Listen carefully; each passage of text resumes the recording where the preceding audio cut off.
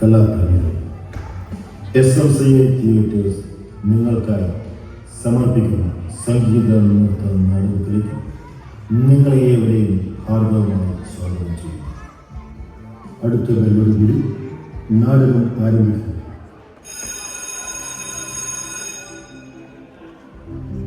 കത്തുമോളെ, മോളെ മോളെ എവിടെയാ? കൊച്ചിനോട്ടൊന്ന് വരാമോ? മോളവിടെ ഇന്നടുത്ത് വരുന്നു എത്ര നേരം? കളിച്ച് അപ്പടി സമയം പോയി, നേരം ഒത്തിരി പോയേ. അമ്മ വരാറായി. നമുക്ക് ഭക്ഷണം കഴിക്കണ്ടേ? മമ്മി ഒരു കഥ പറയാൻ വെച്ചിട്ടുണ്ട് കേട്ടോ. ഉറപ്പായിട്ട് ഭക്ഷണം കഴിക്കണം. ആരുടെ കഥയാണെന്നല്ലേ? അതിനെ പോലെ നല്ലൊരു ഉണ്ണിയുടെ കഥ പറഞ്ഞിട്ടുണ്ടാവും കേട്ടോ. ആ ഉണ്ണിയുടെ പേരാണ് യേശു. ഒരുപാട് വർഷം മുമ്പ് നടന്നൊരു കഥയാണിത്. പണ്ട് നസ്രത്ത് എന്ന പട്ടണത്തിൽ മേരി എന്ന പേരുള്ള ഒരു പെൺകുട്ടി ഉണ്ടായിരുന്നു. എല്ലാവർക്കും പ്രിയപ്പെട്ടവളും അതിയായ ദൈവഭക്തിയുള്ളവരും ആയിരുന്നു ആ മേരി. ജോസഫ് എന്ന പേരുള്ള ഒരാളുമായി ആ മേരിക്ക് വിവാഹം ഉറപ്പിച്ചിരുന്നു. ഒരു ദിവസം മേരിയുടെയും ജോസഫിൻ്റെ അടുത്ത് ദൈവത്തിൻ്റെ മെസ്സേജുമായി ഒരു മാലാഖ വന്ന്. ആ മാലാഖയുടെ പേരാണ് ഗബ്രിയേൽ.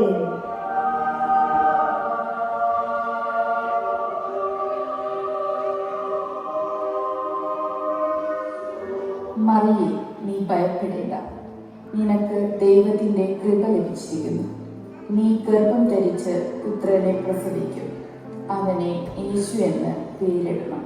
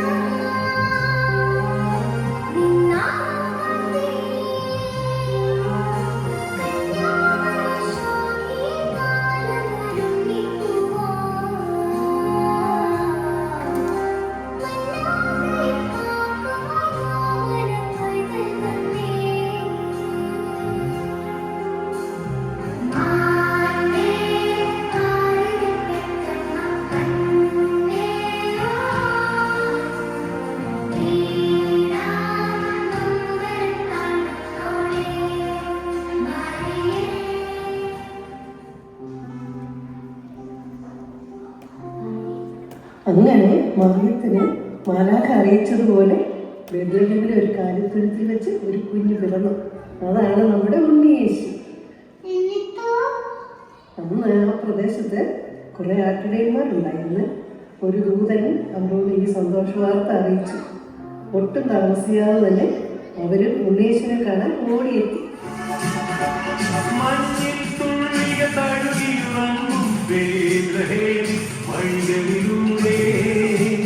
ഒരു പുൽക്കുടി തേടി ദേവസുതനെ തേടി ഇടയൻ മാറുമണങ്ങല്ലോ.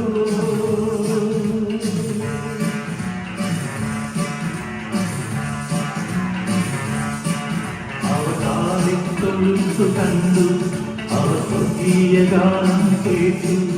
അവതാരിത്തൊഴുത്തു കണ്ടു, അവർ സ്വർഗീയ ഗാനം കേട്ടു.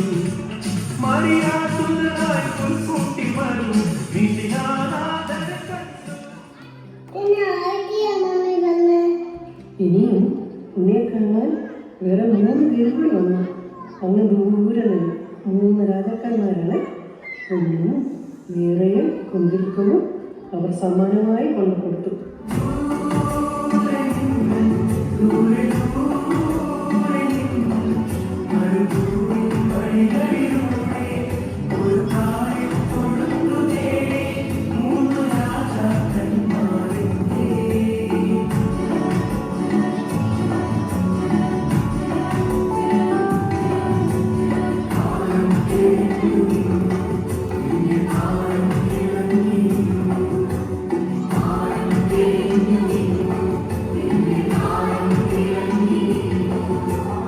അങ്ങനെയാണ് ലോകരക്ഷിതാവായ നമ്മുടെ ഉണ്ണി യേശു ജനിച്ചത്.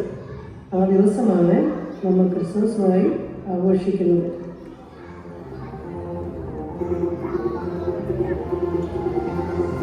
അന്നൊരു നാളിൽ മിന്നണരാവിൽ കന്നാലി കൂട്ടിലൊരുണ്ണി പിറന്നേ മണ്ണിന്റെ കാലിൽ പിറന്നേ.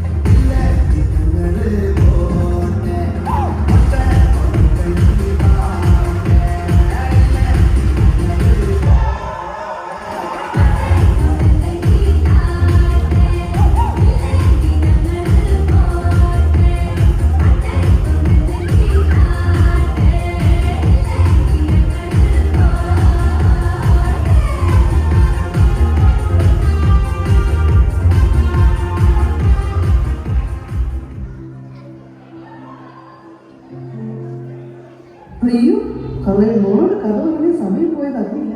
നമ്മുടെ SMCയുടെ കരോള് ഇനി എത്തിയെന്ന്. വാ, നമുക്കും പോയി കാണാം.